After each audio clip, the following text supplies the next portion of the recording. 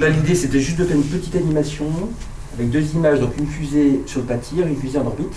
Donc on va vous expliquer un petit peu la genèse de ces images.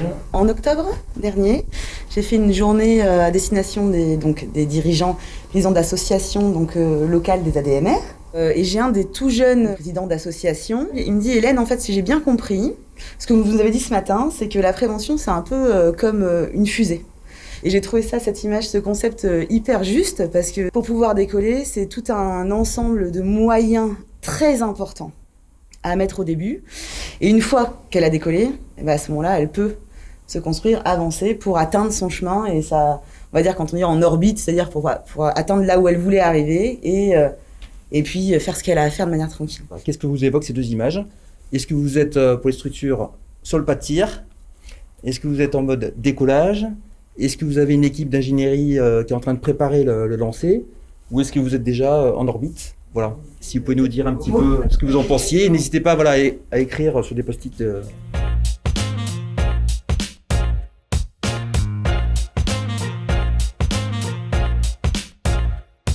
On sait que le programme, on ne peut pas le construire en 2-3 mois. On a besoin, on disait, ça fait 1 an et demi qu'on est dans le programme. Bien sûr, on voit les choses avancer de belle manière, mais c'est du temps, c'est de la réflexion, c'est de la mise en place, c'est de la mobilisation d'acteurs internes aussi, pour faire en sorte qu'ils le partagent, financièrement aussi, pour qu'on puisse mobiliser nos agents. Donc voilà, c'est tout d'abord une volonté, et on voulait vraiment mettre au cœur de ce qu'on faisait la qualité de vie au travail. Forcément, la prévention fait partie intégrante de la QVT. Et donc on s'est dit, allez, on va travailler en même temps la réorganisation, la QVT, la prévention, pour faire en sorte que tout ce qu'on fait à partir d'aujourd'hui soit cohérent et toujours la même ligne directrice. Et puis on a mis en place, c'est ce qu'on disait, je marque construction cohérente. C'est vraiment une fusée à plusieurs étages. On a vraiment construit petit à petit le dispositif avec le consultant aussi qui vient vous chatouiller, qui vient vous questionner, qui va vous remettre en question, mais qui en même temps nous a permis de construire quelque chose de cohérent, de réfléchi, en prenant notre temps, étape par étape. Et au bout d'1 an et demi, je pense qu'on a vraiment mis les choses en place pour pouvoir faire en sorte de bien décoller, de pouvoir arriver maintenant, bientôt, on l'espère, sur orbite avec un dispositif permanent. Bien sûr, aussi humainement, on préfère avoir des agents bien dans leur peau et bien dans leur boulot. Aujourd'hui, tous les projets passent par un management participatif, c'est-à-dire qu'on réunit des élus, les techniciens, les agents de terrain, tout le monde, pour réfléchir ensemble. Donc ça, c'est déjà la première chose, le management participatif. Et 2, c'est la QVT, dont la prévention, c'est-à-dire qu'on a vraiment toujours cette ligne qui nous permet de conduire nos projets, de nous interroger sur le projet, sur ces différents prismes. Donc c'est beaucoup de temps au démarrage, c'est ce qu'on disait. Il faut beaucoup de poussée, beaucoup d'énergie, beaucoup d'engagement. Mais voilà, une fois que le dispositif est en route, on a la ligne conductrice. En tout cas, pour nous, c'est important. Donc voilà, c'est aussi la richesse, et le programme s'est construit, je pense qu'il n'est pas venu d'un coup, il s'est enrichi des comités techniques qu'on a fait, des échanges qu'on a eus, et on s'est toujours attaché en tout cas à répondre aux besoins des structures et des différents partenaires. Et du côté des opérationnels, techniques, financiers, on a vu ce qu'on a pu mettre en place et on le connaît, mais c'est intéressant, c'est de voir un peu aussi vos mécaniques à vous, qui fassent que ça matche. Il n'y a pas que le programme Aidant Aider, je pense qu'on pourra en parler, c'est-à-dire quelles sont les autres actions que vous menez, en plus dans les Landes, et ils sont accompagnés dans le département, il y a d'autres actions sur l'organisation, et comment on fait le lien entre l'organisation du travail et l'amélioration des conditions de travail. Au niveau des structures, donc juste pour rappeler, au niveau de l'ADMR, donc c'est 14 associations, ça représente 250 aides à domicile en équivalent temps plein, sauf erreur, hein. Et au niveau des CCS, CIS, c'est 12 SAD, et ça représente 630 aides à domicile en équivalent temps plein. Donc il y a un total de 26 SAD, il faut rajouter la fédération départementale ADMR, et c'est 880 aides à domicile en équivalent temps plein.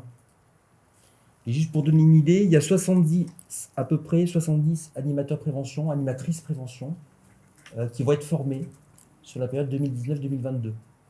Donc ça, c'est pour donner un petit peu le volume. Et par rapport au choix des structures, ça a été ce qu'on avait dit au départ, ce qu'on avait imaginé en 2019. Et après, on a un appel aux structures pour qu'elles puissent s'engager. Elles ont répondu présentes, les structures, avec une lettre d'engagement qui a été adressée. Et après, des réunions de lancement. Et après, c'est le cabinet d'Ergo qui a pris la main sur l'animation du programme. Et nous, on est en soutien pour superviser et animer aussi le programme en département.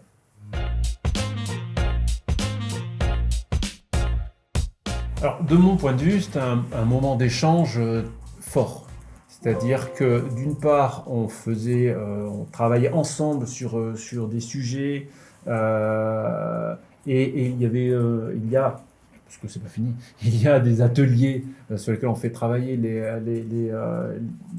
les acteurs ensemble. Donc je pense que ça c'est un moment de rendez-vous qui est assez intéressant. Un temps peut-être aussi un peu suspendu dans des plannings où je pense que tout le monde a la tête dans le guidon et le fait de se retrouver dans ces réunions-là permet un peu peut-être de prendre plus de recul. Et le deuxième avantage, c'est aussi de montrer un exemple, de dire regardez, là, telle structure arrive à faire ça. Enfin, c'est de partager les bonnes pratiques et de dire, ben voilà, enfin, d'enrichir aussi les méthodes d'approche des uns et des autres. Après, nous, sur les temps collectifs, ça va au-delà du programme Aidant Aider. C'est que ça permet aussi de consolider un partenariat interstructure. Et ça, c'est vraiment intéressant. Parce qu'on est dans une gestion de l'urgence un peu au quotidien et ça, c'est fatigant. Je rejoins Monsieur Pfister sur le fait que ces journées-là, c'est un peu un temps suspendu où on sort on pose un peu le pied de la pédale sur le sol et on s'arrête. Au-delà du programme Aidant Aider, ça a permis aussi d'aborder des thématiques qui nous ont permis d'échanger sur comment telle structure fonctionne, pourquoi ça fonctionne comme ça, quelle est la taille de la structure, quels sont les profils. Enfin voilà, je trouve que on a aussi, dans les Landes, on est quand même du service public vraiment porté et structuré. Et c'est vrai que ça permet aussi de créer une dynamique interstructure pour, moi je trouve, une amélioration de la qualité. Pour compléter, on n'a pas une approche par les risques. Donc on est complémentaire du DU. L'idée, ce n'était pas de passer par le terrain, mais par l'organisation. Et donc de se rapprocher plus d'un système de management que d'une approche évaluation des risques.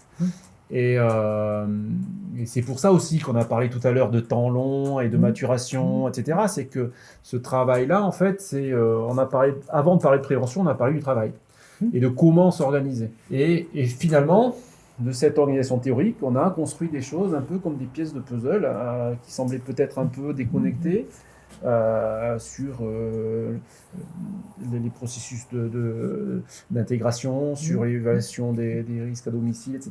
Donc c'est ça qui permet de déterminer si ça a marché ou pas en fait.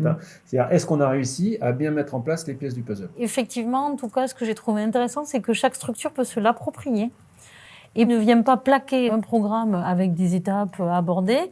Et au contraire, on permet aux structures, avec l'accompagnement qu'on a aussi par les ergonomes, d'en faire sien et de pouvoir le développer. Et donc, du coup, je pense que c'est un gage de pérennisation des actions. Donc, il a fallu rentrer dans les organisations et pas rajouter un truc de plus sur une pile qui est déjà bien épaisse.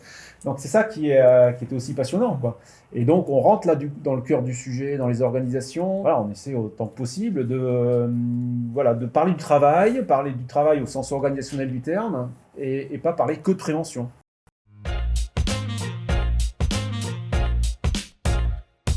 On a souhaité internaliser et pérenniser une fonction de formation à l'intérieur du service. Plutôt qu'en effet être toujours dépendant des dates, des autres, de l'organisation, etc. Et puis on s'est dit que c'était une qualité supplémentaire, un outil en plus pour nous. Ça fait grossir vos fonctions support. Il faut l'assumer avec le coût des interventions. Ouais, c'est ce qu'on se disait. Ça fera probablement un équivalent temps plein en plus réparti sur 2 agents minimum, mais je pense que l'investissement vaut le coup. Quand vous avez un interne, des formateurs premiers secours ou des personnes qui peuvent vous faire des diagnostics sur des situations complexes qui sont dans vos équipes, qui sont aides à domicile, voilà, elles ont un regard extrêmement pointu sur ce qu'elles vivent et comment elles peuvent aider les autres collègues à mieux vivre leur métier. Donc pour nous, c'était vraiment une fonction importante. Donc on a préféré l'internaliser et on a bon espoir que ce soit un bon investissement.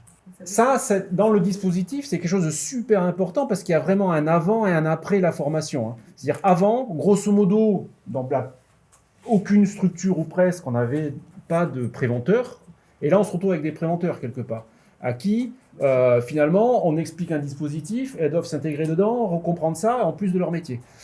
Et l'intégration de ces ressources-là dans le dispositif, ça permet là vraiment de franchir un palier et d'avancer. Parce que jusque-là, on a quoi ? On a des gens de direction qui peuvent prendre des décisions, mais qui n'ont personne pour relayer. Donc, quelque part, c'est un peu compliqué.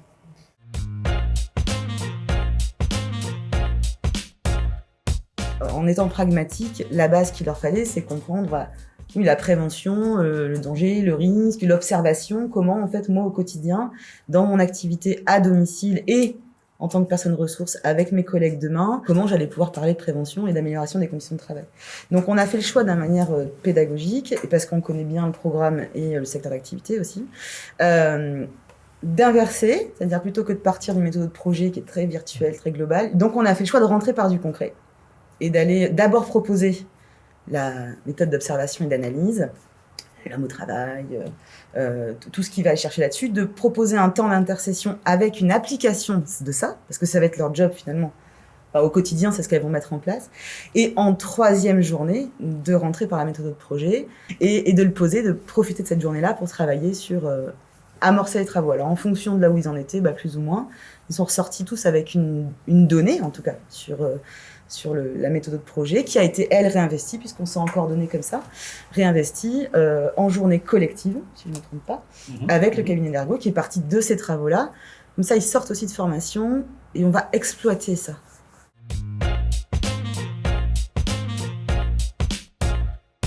Comme on a fait le choix de prendre des animateurs de prévention qui sont aussi des aides à domicile, donc alors évidemment on a choisi des profils où on savait qu'il y avait une appétence ou des habiletés sur de l'informatique, parce que c'est des choses qui sont pas forcément usitées par les agents de terrain, et ce qui fait que derrière on a été souple. Enfin nous, on a basé de toute façon le management à un moment donné sur la confiance, c'est la base même. Donc on leur a dit, on a posé en disant, doit pas y avoir de temps du bénévolat, on n'est pas là-dessus. Donc le temps passé doit être du temps rémunéré, ce qui fait qu'en fait après la souplesse, elles ont un ordi portable. Des fois elles travaillent de chez elles parce que c'est plus simple, parce qu'après il y a aussi la notion de contrainte de bureau. On est dans des bâtiments où on n'a pas forcément des bureaux qui sont pas utilisés. Bon, et nous en tout cas on a fait le choix. Alors je vois la collègue qui est nouvellement formatrice premier secours par exemple. Et elle me dit, ouais, mais là, j'ai passé du temps. Mais je dis, mais c'est du temps de préparation. Donc, vous me dites combien ça vous a mis en temps, et on le rajoute sur le planning en rémunération. Et ça, c'est important, parce que sinon, si on ne donne pas ce temps-là, ça fonctionne pas.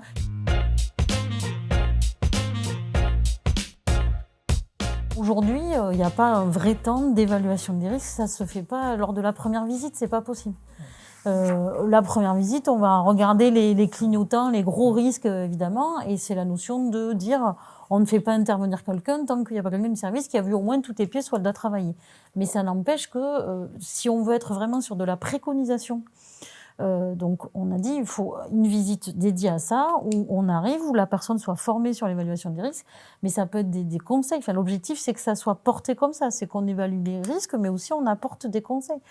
Et ça, c'est intéressant d'avoir un tiers extérieur qui le fait et pas l'aide à domicile qui arrive sur le temps. Mais par contre, nous, on évalue à peu près 1 heure pour faire cette visite-là. Donc nous, ce qu'on demande, c'est qu'il y ait un engagement des financeurs pour dire, cette première heure, il y a le plan d'aide. On est d'accord que la première heure, ça sera pas forcément de l'entretien du logement, mais ça sera vraiment une évaluation pour permettre d'évaluer les risques et aussi d'améliorer la qualité du service.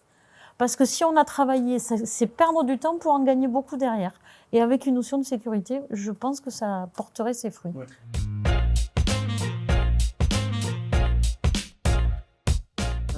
L'évaluation des besoins et le type, les caractéristiques du matériel, en quel nombre, pour qui, à quel moment, ça c'est propre à chacune des structures, à l'identité, au fonctionnement, d'où les différentes méthodes d'évaluation, le questionnaire, mais ça peut être, par exemple, je pense au privé, c'est un travail avec l'organisme sur des formations que là va faire le fournisseur avec vous, avec un recensement des besoins au cours de la formation finalement, une remontée, et ça doit coller à l'identité de la structure, le travail qu'elle fait. Et sur la demande qu'on a aussi posée par rapport au rôle d'une aide à domicile, il y avait l'aide technique pour limiter la pénibilité, les risques sur leur organisme, aider aussi le bénéficiaire. Et nous, ce qu'on a aussi posé, c'est sur la notion d'être prescripteur d'aide technique, en fait. Parce qu'il y a une vraie méconnaissance des bénéficiaires ou de leur famille sur ce que c'est que de l'aide technique. Donc, du coup, on a fait le choix d'acheter des aides techniques pour montrer, en fait, Donc du coup, avec le fournisseur, on va travailler, les assistantes de prévention, elles vont travailler là-dessus. C'est vrai que c'est pour ça acheter, c'est bien, mais on sait qu'on en a au moins pour 3-4 mois, enfin même 5 mois de travail À mettre en place. pour l'ingénierie, pour vraiment le mettre en place et que ça soit au bon moment. Enfin, c'est surtout ça, c'est que si c'est au bon moment, ça sera bien utilisé. Si c'est pas au bon moment, ben on fait plouf.